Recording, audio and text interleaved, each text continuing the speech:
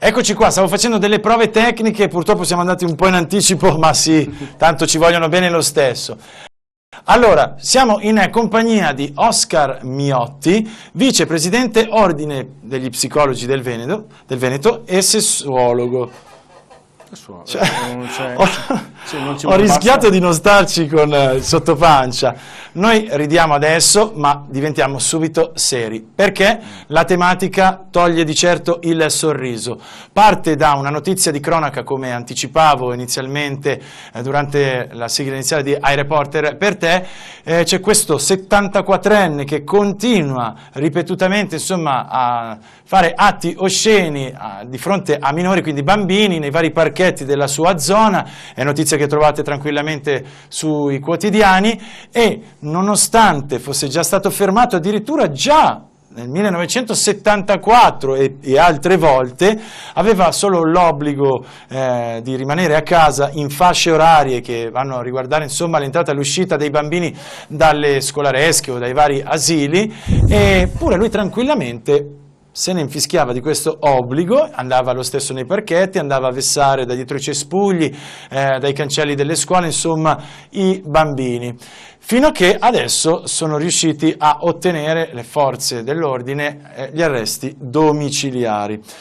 Sappiate che parto molto critico, perché per imbastire questa parte di trasmissione ho impiegato un'intera giornata, rendendomi purtroppo negativamente conto che in Veneto, e aiutatemi nel caso perché cresco insieme anche a voi, non c'è una struttura, non c'è nulla di istituzionale, qualcuno che insomma sia veramente adatto a toccare in trasmissione una tematica come questa, ma soprattutto a dare una mano a magari persone che a un certo momento si rendono conto di essere malate e hanno bisogno di un aiuto, o anche senza che si rendano conto le forze dell'ordine li accompagnino, i servizi sociali li accompagnino a tentare almeno un cambiamento, una guarigione se possibile.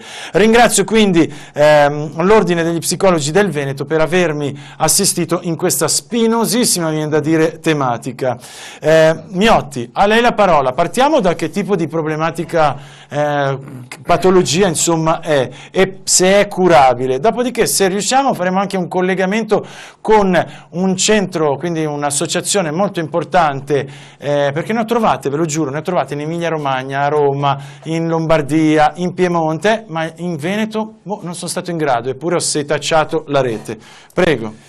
Mi sbugiardi nel caso, perché magari sono io che sono impedito. Beh, allora partiamo dalle realtà che ci sono in Veneto. Ce n'è una, ne ho trovata una, che si occupa dell'online, quindi la vessazione, purtroppo, la pornografia, pedofilia, tutto ciò che riguarda insomma queste cose brutte per i bambini, per i nostri ragazzi, i nostri cuccioli, sull'online.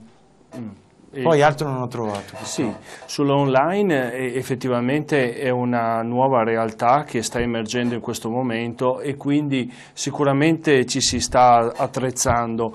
Recentemente come Ordine abbiamo partecipato ad un tavolo di lavoro con l'Università di Padova, l'Università di Verona, lo IUSVE di Venezia, per cercare di fare un percorso dove noi andiamo a intercettare e anche aiutare le famiglie, andiamo a aiutare i ragazzi soprattutto, che possono essere vittime di cyberbullismo oppure anche di richieste inidonee in internet. Certo. Allora, il discorso della pedofilia in Veneto, ci sono Telefono Azzurro su Treviso, e quindi Telefono Azzurro fa un'opera incredibile, e poi c'è a Padova i Girasoli, che è un servizio dell'ULSS che dovrebbe dare sostegno sia all'abusante che all'abusato. Ok, quindi sono queste due realtà che a me sono scappate, e pensi che ho chiamato addirittura i servizi sociali, sì, e tutto, quindi sì, almeno queste due realtà, sì, ci sono. Almeno sulla carta ci sono, sulla carta. Prego, non sto cercando di contattare appunto l'associazione, mi vede distratto, le chiedo scusa, ma a volte diventa anche complicato gestire un po' tutto, ma la seguo. Allora, io direi che potremmo cominciare a dare una definizione di pedofilo, perché un adulto che compie un atto con un minore non è detto che sia pedofilo di per sé. Non tutti i pedofili, l'altra cosa importante da dire, non tutti i pedofili compiono atti sui minori. Cioè esatto, voglio riportare per dovere di cronaca che la persona insomma che è purtroppo presente sull'articolo di cui vi parlavo, grazie a Dio mi viene da dire, non ha mai toccato i bambini, ha sempre fatto su se stesso ciò che era il suo piacere personale, diciamo. Esatto. Però ecco, non è sempre così. Questo si tratta comunque di un abuso, cioè un adulto che si mostra, che vuole andare a vedere cosa fa un bambino, cioè vuole andare a esplorare i suoi genitali oppure mostra i suoi genitali, compie un abuso, ma non sempre questo significa che è un pedofilo, cioè non tutti... Attenzione, l'aiuto io. Grazie, che qua... È un po' scomoda, me ne rendo conto, ok? Prego. Diciamo che non ho dimestichezza. E, ecco, non tutti gli adulti che fanno degli atti sui minori sono dei pedofili. Io ricordo l'esperienza con un signore albanese che per cultura baciava i genitali del figlio maschio proprio come un segno di accoglienza nei suoi confronti. Bene, questo signore... Cosa significa per cultura? Cioè, del loro popolo? Sì, del loro popolo. Tradizione. Sì, come tradizione di fronte a un figlio maschio. Questo signore è stato scoperto in più di qualche occasione a baciare i genitali di suo figlio. Okay. Lui nella sua cultura non riteneva che questo fosse un atto pedofilo e quindi quando è stato chiamato dai servizi sociali, tra l'altro lui è stato anche in prigione per questo, ha avuto un processo molto lungo, e diceva ma io assolutamente non voglio fare del male a mio figlio. Allora qui è necessario far percepire anche al papà in questo caso che comunque quest'atto che lui riteneva che fosse assolutamente normale, senza fine... però poteva avere un impatto su suo figlio fastidioso. Infatti sono state fatte delle intercettazioni ambientali, quindi sono state piazzate delle telecamere in casa di questa famiglia. Ma di dov'era, mi perdoni, mi sono perso? Allora, era delle parti di Reggio Emilia. No, ma loro italiani o... Erano albanesi. Ecco, ma mi verrebbe scioccamente da partire proprio da questo, cioè chiamare ad esempio in Albania e dire è davvero una tradizione, è stato fatto, e confermare la cosa o no. Sì, da noi si faceva nel Settecento oppure attualmente noi lo facciamo, in modo magari da... In effetti questo è proprio stato fatto. Io ho chiamato un collega albanese e ho chiesto ma queste pratiche sono fatte? Che valore hanno? È tradizione. È tradizione, sì. Ecco, quindi questa cosa noi l'abbiamo chiesta e quindi in effetti ci è stato risposto che può rientrare in un comportamento culturale. Ora, chi viene in Italia... Mirabile, le chiedo, buonasera, di attendere un secondo al telefono, lei ci ascolti pure mentre stiamo dibattendo. Un attimo solo, prego, grazie. Perfetto, grazie. Sì, volevo semplicemente concludere dicendo che dobbiamo anche guardare la cultura, però questo non ci esime dal fatto che alcuni gesti sono fastidiosi, sono assolutamente degli abusi. Certo, anche perché poi il bambino, mi insegni, cresce con una condizione mentale, insomma una situazione un po' particolare che può anche confondere, perché poi si interfaccerà con altri bambini nella realtà italiana scoprendo che i genitori, i padri degli altri bambini non fanno assolutamente una roba del genere. Esatto, proprio così. Allora, solo un istante, Roberto Mirabile, mi perdoni Oscar, Roberto Mirabile dell'associazione Onlus, ricordo, La Caramella Buona, combattono la pedofilia. Pronto, mi sente? Mi sentite? Io vi sento bene, voi mi sentite bene? Sì, abbiamo tentato velocemente il collegamento via Skype, non ci è riuscito, quindi via con la telefonata. E noi vogliamo capire com'è la situazione in Italia, come sta interagendo il governo con una situazione che comunque è presente, è molto forte nei nostri vari territori, regione per regione, e si finge che non ci sia questa problematica. Certo, ma guardi, innanzitutto bisogna considerare che purtroppo ancora oggi il fenomeno della pedofilia e comunque dei reati, delle molestie sessuali sui minori è un fenomeno estremamente sottovalutato dalle persone, dalle famiglie e dalle istituzioni in particolar modo. È un fenomeno crescente, lo dicono anche le statistiche del Ministero della Giustizia, calano tanti reati, compresi per fortuna gli omicidi, ma sono in aumento costante i reati sessuali dei sex offender, quindi i pedofili, i stupratori, le molestie sulle donne. Questo fenomeno ha diverse chiavi di lettura. Innanzitutto il problema è che viene sottovalutato, non solo numericamente, ma anche nelle quelle che sono le strutture, quelle che sono le opere di prevenzione e di repressione di un reato gravissimo, e ha delle ripercussioni incredibili. Mirabile, noi ci siamo sentiti questa mattina e lei mi spiegava che purtroppo, come per il comune ladro, una volta uscito non c'è né tracciabilità né soprattutto c'è un reintegro vero, quindi come cura. Quindi la nostra giustizia, anche visto come mi insegna lei la crisi, di certo il braccialetto non lo può, visto che il fenomeno è molto ampio, sovvenzionare, quindi sobbaccarsi il popolo di questa spesa. C'è la crisi, figuriamoci. Lei mi parlava, ed è un termine molto forte, della castrazione, che in altri paesi purtroppo c'è, funziona, non funziona?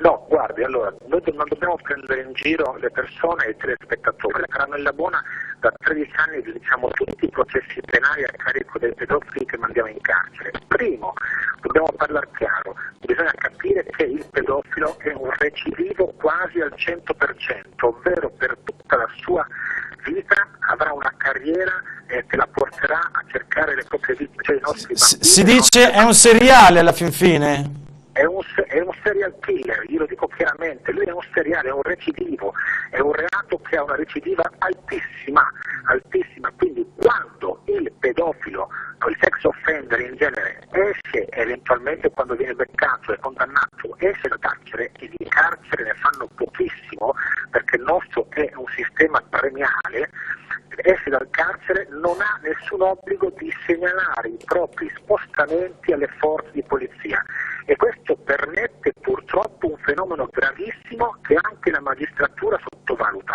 e si chiama la reiterazione del reato. Noi abbiamo fatto condannare pedofili finora per 108 anni di carcere.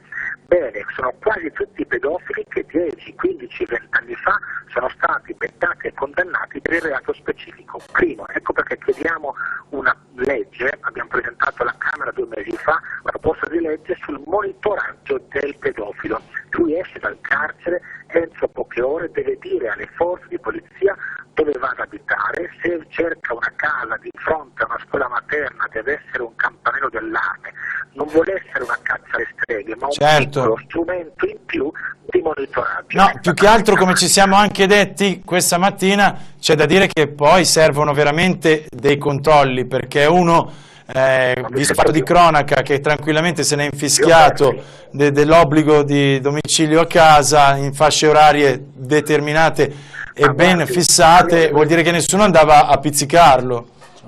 Ma guardi, le voglio dire una cosa, mi permetta, abbiamo avuto un caso a Modena, io sono di Reggio Emilia, quindi vicino a noi, dove 2 anni fa il magistrato ha dato l'obbligo di dimora al pedofilo a casa sua, giusto? Bene, casa sua dov'era? E dov'è? Nello stesso pianerottolo della sua vittima. Ma vogliamo scherzare? Per quanto riguarda la castrazione chimica, che è un termine giornalistico improprio, ma è il trattamento farmacologico dei sex offender, è dimostrato scientificamente che è una grande malla, è una che non funziona. Perché sono 30 anni che viene sperimentata, dico, il professor Berlin della Johns Hopkins University di Baltimora, il più grande esperto del trattamento farmacologico dei sex offender al mondo.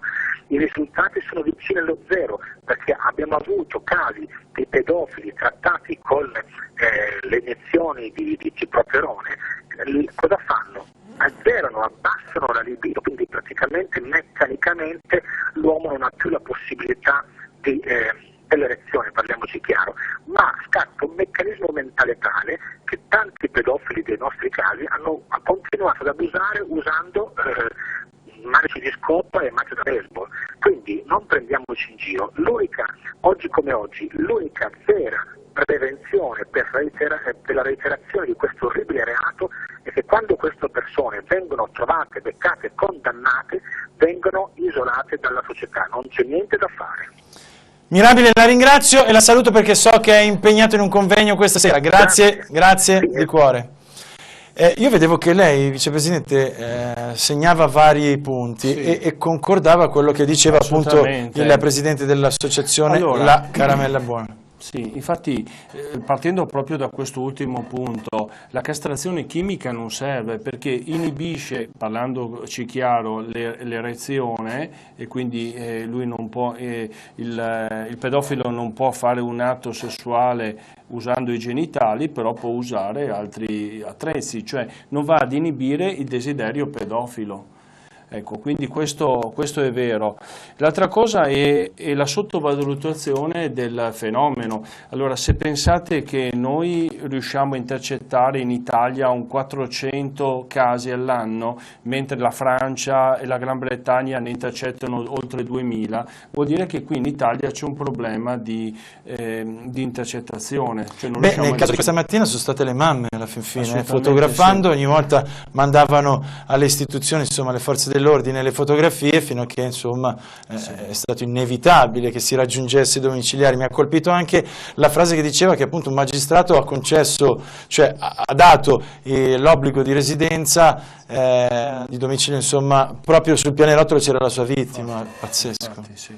Ma è curabile però questa cosa, allora, questa patologia? Questa patologia è curabile, però bisogna riconoscerla, cioè bisogna che la finiamo con questo falso moralismo in Italia di non voler, di coprire, di minimizzare, cioè chi ha un problema nella sessualità, nella sua sfera sessuale, deve essere curato come qualsiasi altra persona. Lo so, però lei ha detto bene, la parola giusta è in Italia, nel senso io con la trasmissione che conduco durante la fascia 14-13 Vertigo avevo un appuntamento con delle esperte del benessere della coppia e si parlava di sesso, ma nel web riuscivo a farlo. Va in replica, come sapete, alle 23:30, ma ha sempre fatto scalpore. Dovevo chiedere il permesso all'intervistato di turno, ragazzi, youtuber, artisti, se gli faceva piacere rimanere a duettare nell'ultimo momento in cui c'erano anche queste ragazze, che con educazione, classe, solarità parlavano di sesso. Certo. Che ne so, appunto G maschile,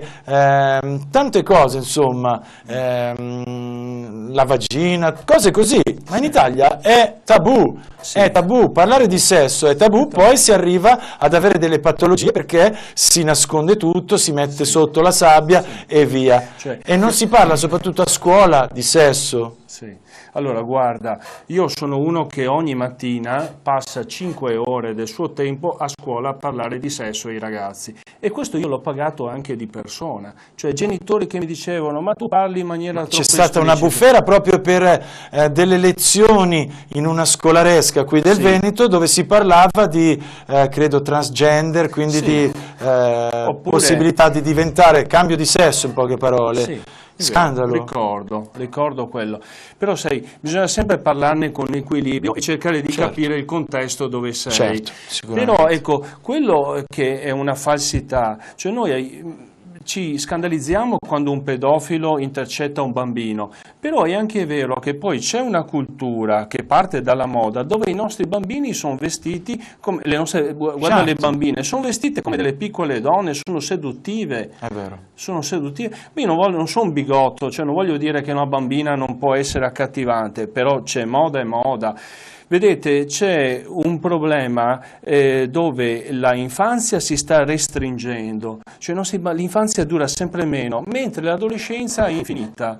Ecco, vedi la mamma che si veste come la bambina di 13 anni, per carità, uno può avere il piacere di farlo, ma creiamo confusione. Qui in Veneto è un fenomeno ampissimo, perché io arrivando dalla Lombardia, da noi insomma, vi prego non vi offendete, no, ma da noi dirlo. La donna ha un altro forse modo, insomma l'età è quella, qua i primi tempi mi capitava, da lontano dicevo, oh che ragazza quella là, quando la sorpassavo con la macchina dicevo, sì. Oh, sì, ma questo è vero. E tu come mai non si riesce ad accettare l'età che passa? Perché? Ma sai, il momento dell'adolescenza è un momento mitico per ciascuno, è il momento dove uno si costruisce l'identità, dove sperimenta, però questo crea una confusione terribile nei ragazzi, perché uno dice, a casa... Perché loro emulano. Uno ha bisogno di un adulto a casa, ha bisogno di capire che di fronte c'è una persona che gli dà dei limiti. Ma i limiti sono importanti perché se lui deve trasgredire, se l'altro non gli dà i limiti, con chi è che trasgredisce? Sì, la colpa io lo faccio sempre l'outing, dico che è anche nostra, soprattutto nostra dei media, perché passiamo artisti, immagini, la pubblicità che sono molto evocative, anzi sono proprio schiette, e poi è impossibile fare la caccia alle streghe, anzi passano quelli che cercano di rimettere un po' in carreggiata per moralisti, per bigotti, ecco c'è la Chiesa in Italia, non si può fare questo. Sì. Però effettivamente con modo, con il garbo e con naturalmente la preparazione giusta, secondo mio modesto parere, si dovrebbe iniziare veramente fin da piccoli a far capire, guarda che c'è tempo e tempo per ogni cosa. Sì. E guarda, rispetto all'educazione sentimentale che facciamo a scuola, perché in tante scuole viene fatta anche con il discorso dell'autonomia delle scuole, molte scuole chiamano esperti, ci sono le risorse, non è vero che non ci sono. E io a volte spiego in maniera molto semplice cos'è un pedofilo ai ragazzi. Ho detto, guardate che chi può farvi del male è una persona molto vicina a voi, può essere l'amico di famiglia che è sempre stato di casa, è venuto a mangiare, è venuto in ferie con voi, ma che un giorno vi vede sviluppate a 12-13 anni e che comincia a darvi fastidio, vi fa delle proposte strane. Sa che però, voglio riflettere, purtroppo siamo in piena chiusura, c'è anche poi un qualcosa che scatta internamente che inibisce ciò che in realtà dovrebbe essere l'affetto, la spontaneità. Mi è capitato, ad esempio, so di maestre che si trovano magari nella situazione di accompagnare il bambino in bagno per l'emergenza, li devono per sicurezza e incolumità personale lasciare arrangiare per paura che poi passino per la maestra ti ha toccato, roba del genere, che poi diventa assurdo, quindi c'è il pro e il contro di una situazione che veramente va a crearsi. Oppure dicevo, quando sei al parco da papà, giochi con tutti i bambini che ti si buttano addosso, diventi ricettacolo, hai veramente a volte la paura di, ma non è che essere troppo solari, troppo Peter Pan magari nel modo di interagire con i bambini viene anche confuso? E quindi si sta creando un po' una situazione così. Questa patologia, ci siamo detti, comunque è guaribile, ma allora, con difficoltà, con un lungo percorso. Questa patologia è guaribile, se no io non farei questo mestiere, se non penso che le persone possano cambiare. E dobbiamo fare in modo che le persone possano accedere. Però ecco, se noi facciamo sempre questa caccia alle streghe, pensiamo agli orchi, allora c'è un problema che il persecutore o l'abusatore non emerge, ma anche la vittima pensa di aver avuto un abuso incredibile, una cosa vergognosa, e quindi non denuncia e si chiude. Ecco, questo è un po' il problema. Allora, la cura è sicuramente un percorso lento, un percorso che richiede un approfondimento, e tante volte bisogna dire che il pedofilo ha avuto a suo tempo un abuso anche lui. Lo so, dietro questa volta però non è scusabile. Però questo non è scusabile assolutamente.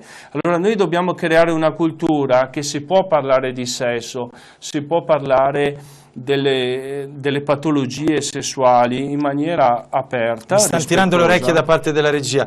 Velocissimo, mi può dire Oscar Miotti, ricordiamo, la ringrazio in corsa, vicepresidente dell'Ordine degli Psicologi del Veneto, quali sono le due realtà allora qui in Veneto, a Padova, che mi diceva inizialmente che non sono stato bravo io a trovare? Allora, ci sono i girasoli, che è un servizio a Padova, che è un servizio interprovinciale, e poi c'è il telefono azzurro, che lo conosciamo, tra l'altro ho beccato dei dati. Insomma. Perfetto.